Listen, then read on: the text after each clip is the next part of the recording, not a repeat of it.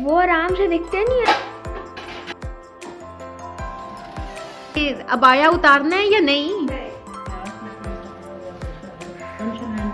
ये भी आ गई नली।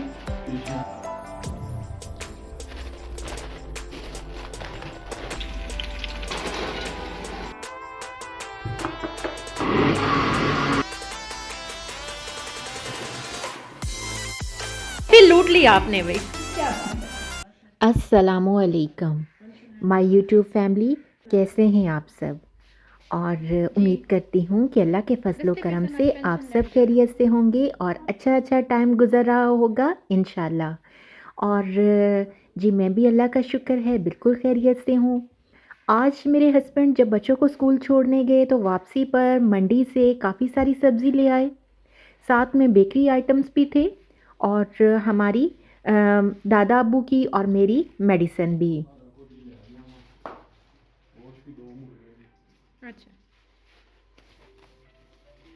ये भी आ गई नली टिंडियां। जी हाँ, माशाल्लाह कितना बड़ा है। बड़ा आलू है। हाँ, हाँ जी, कह रही है। तो मुझे लगता है कि 5 किलो हैं। 10 किलो तो नहीं, 5 किलो है मेरे ख्याल में। हाँ, ये पूरी वो धड़ी जो है। तो ये तमाम चीज़ें जिनमें सब्जियां, गोश्त, अंडे और बेकरी की चीज़ें शामिल हैं। ज़ाहिर है इनको ख़रीदना तो एक बड़ा काम है ही, लेकिन इनको आगे से बेहतरीन तरीके से संभालना और फिर इस्तेमाल करना भी एक बड़ा काम होता है। तो ये जो भी मेरी बहनें किचन में काम करती हैं वो ये सब जानती होंगी। तो आज का व्लॉग मैं इसीलिए बना रही हूँ कि मैं आपके साथ शेयर कर सकूँ कि किस तरह से मैं ये 12 से 15 डेज़ की जो ग्रॉसरी है इसको मैं किस तरह से मैनेज करती हूँ और सेव करती हूँ। ये मेरा बाग है। किचन की विंडो के ऊपर चढ़ रहा है। वाह, चलो अब अच्छे से इनको साफ करो बेटा। ले लिया जी, इनको। तो किनो अच्छी तरह से साफ़ करवा कर मैंने किचन स्लैब पर ही यानी काउंटर टॉप पर ही मैंने रखवा लिए, क्योंकि इन्हें हवा पड़ती रहेगी तो ये बहुत ज़्यादा दिन इस्तेमाल में रह सकेंगे। उसके बाद जी मैंने वेजिटेबल बास्केट में फ़िलहाल सारी वेजिटेबल जो है वो डालकर फ्रिज में रख दी और मटर भी निकालने शुरू कर दिए। कुछ मेरी सिस्टर इन लॉ ने कहा कि मैं आपको निकाल देती हूँ। उसके बाद जी मैंने बास्केट ले ली और उसमें जितने टमाटर आए थे और ये तकरीबन 4 किलो के बराबर थे, मैंने इन टमाटरों को अच्छे से एक बास्केट में निकाल कर पहले वॉश कर लिया।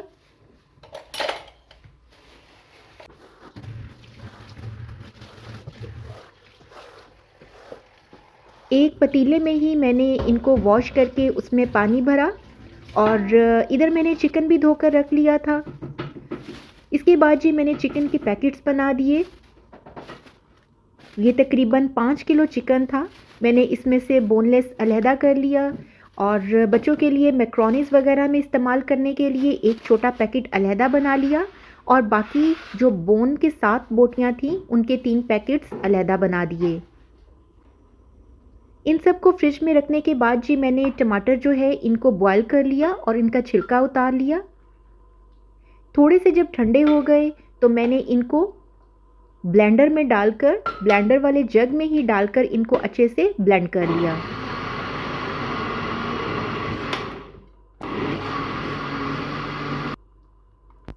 इस तरह से मैंने टमाटर जो हैं उनको ब्लेंड किया और ये हमारी टोमेटो प्यूरी बन गई है। अच्छा, ये एक पाव के मेरे पास एनवेलप्स हैं। इनके अंदर मैंने जितना कि एक हांडी में हमें चाहिए होते हैं यानी कि 2 टमाटर, उसके हिसाब से मैंने प्यूरी इसमें डालकर ऊपर से मैंने छोटी-छोटी गिरें लगा दी। अच्छा, ये आपकी ज़िंदगी आसान कर देगा और इस तरह से टमाटर ना गलेंगे, ना ख़राब होंगे और आपको बार-बार लाने भी नहीं पड़ेंगे। ये एक दफ़ा आप करके रख लें और यकीन करें इसमें सिर्फ 10 मिनट लगते हैं और अगले आप 15 से 18 दिन आराम से सालन बनाएंगी और बस पैकेट खोला और बीच में डाल दिया। अब ये बिनी पुप्पो का ये अबाया उतारना है या नहीं? चलो पसंद आ गया?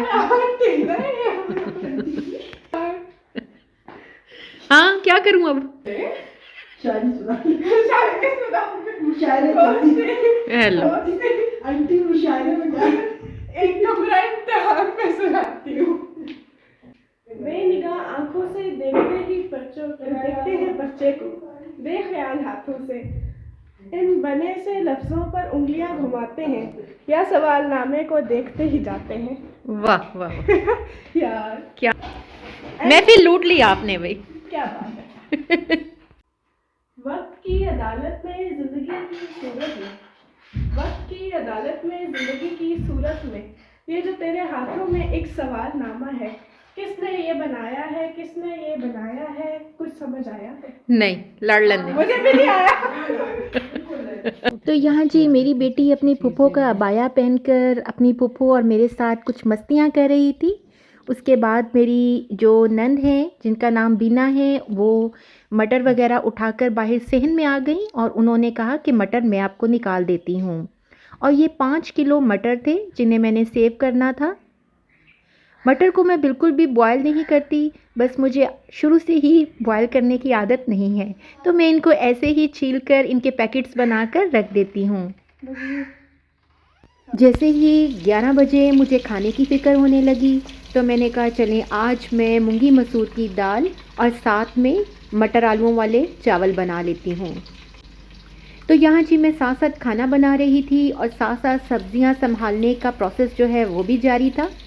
और आज मैंने अपने लिए थोड़ा सा काम इस तरह से बढ़ा लिया था कि मैंने आज जो है वो कैबिनेट में से सारे मिसालों के जो डिब्बे हैं वो मैंने निकाल लिए थे। मैंने कहा आज इनको अच्छे से एक दफ़ा वॉश करके धूप लगवा के दोबारा से इनको रीफ़िल करती हूँ। और जी मेरे ख़्याल में रमज़ान करीम से पहले हर घर में इस किस्म की तैयारियाँ देखने को ज़रूर मिलती हैं। तो मेरे भी जहन में यही था कि चूँकि रमज़ान करीब है तो मैं एक दफ़ा सारे स्पाइसेस के डब्बों की अच्छे से क्लीनिंग करके दोबारा से इनको रीफ़िल कर दूं। असल में रमज़ान से पहले जी बहुत सारे काम हमने निपटाने होते हैं, तो सब कुछ अचानक तो नहीं होता, आहिस्ता आहिस्ता करके ही डे बाय डे आप वो सारे काम करते हैं। और इनका मकसद सिर्फ़ ये होता है कि रमज़ान में आप कम से कम थकें, इन कामों में आपका टाइम कम से कम लगे और इबादत करने में, नमाज़ पढ़ने में, कुरान शरीफ पढ़ने में आप ज़्यादा से ज़्यादा अपना टाइम लगा सकें। तो यहाँ जी मज़ेदार सा खाना हमारा जो है वो रेडी हो चुका था। मैंने खाना खाया और उसके बाद किचन में आ गई और यहाँ पर जी मैं पैकेट्स बना रही हूँ। ये 5 किलो मटर हैं जो कि मैं इन पैकेट्स में भर रही हूँ और ये तकरीबन एक पाव का मैंने एक पैकेट बना लिया है। तो मेरे ख्याल में जी एक दफ़ा के सालन के लिए या राइस में डालने के लिए ये इनफ है क्वांटिटी के हिसाब से। इसी तरह से मैंने सारे पैकेट्स बना लिए और फिर जाहिर है फ्रीज़र में आप अगर ये पैकेट्स रखेंगे तो ये इधर उधर होते रहेंगे। तो मैंने एक बड़े ज़िप लॉक बैग में इन तमाम पैकेट्स को भर लिया और ये तकरीबन जी 14-15 के करीब थे। तो आप देख लें कि ये अगले 15 से 20 दिन के लिए मेरे लिए बहुत ही आसानी हो गई है। तो हमें हमेशा जो है वो अपने लिए आसानियाँ ढूंढनी चाहिए, अपनी ज़िंदगी को आसान बनाना चाहिए। और इन आसानियों से ना सिर्फ ये कि हमारी अपनी बचत होती है, बल्कि ये चीज़ें ख़राब होने से भी महफूज हो जाती हैं और इस्तेमाल भी बहुत अच्छे तरीके से हो जाती हैं। तो यहाँ जी मेरे पास कुछ पुरानी बॉटल्स थी जिनको मैंने गोल्डन स्प्रे किया और ये स्प्रे करने के बाद इनका लुक इतना खूबसूरत हो गया कि मैंने तो फ़ैसला किया कि बाकी जितनी बॉटल्स मैंने आज जो हैं वो खाली की हैं मिसालों की, उन सब को मैं आज जी उनको तो मैं चेंज कर दूँगी। तो यहाँ एक में मैंने चीनी भर ली और दूसरे बड़े डब्बे में मैंने कंटेनर में मैंने जो है भर लिया है। और ये देखें जी ये बिल्कुल चेंज हो चुके हैं।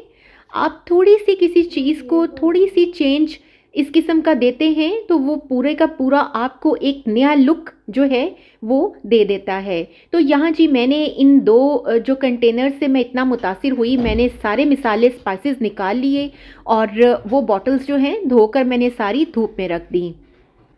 और यहाँ बंद गोभी और शिमला मिर्च और साथ में गाजर काफ़ी सारी मिकदार में आ जाई थी, तो मैंने कहा कि इनको भी काट कर एक बड़ा एनवेलप बनाकर रख देती हूँ।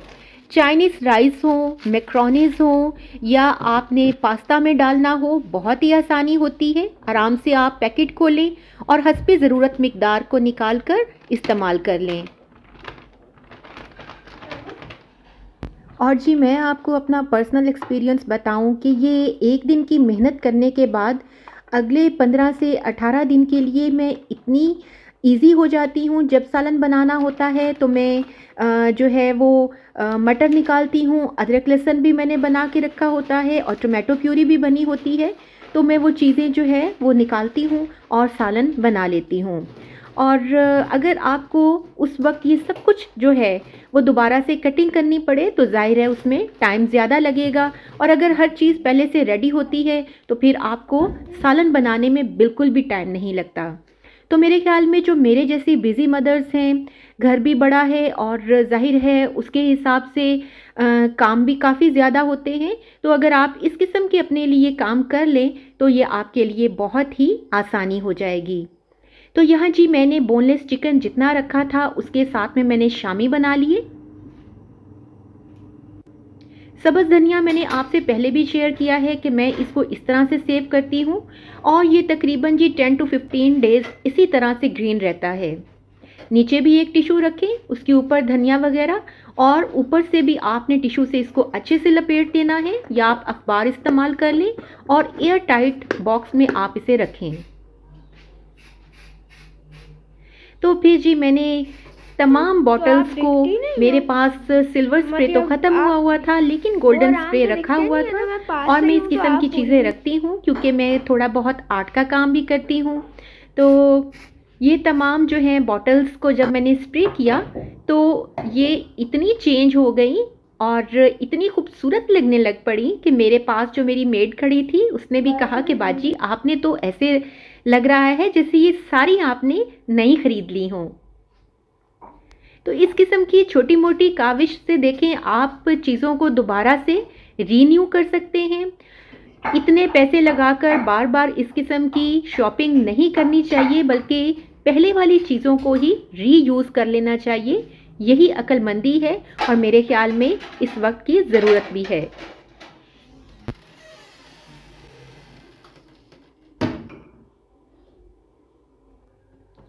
जी, तो उसके बाद मैंने शामी जो बनाए थे उनको मैंने एक डिब्बे में अरेंज कर दिया, और ये डिब्बा जी चिकन पैटीज़ का था, तो मैं इन्हें फेंकती नहीं हूँ बल्कि इनको यूज़ कर लेती हूँ।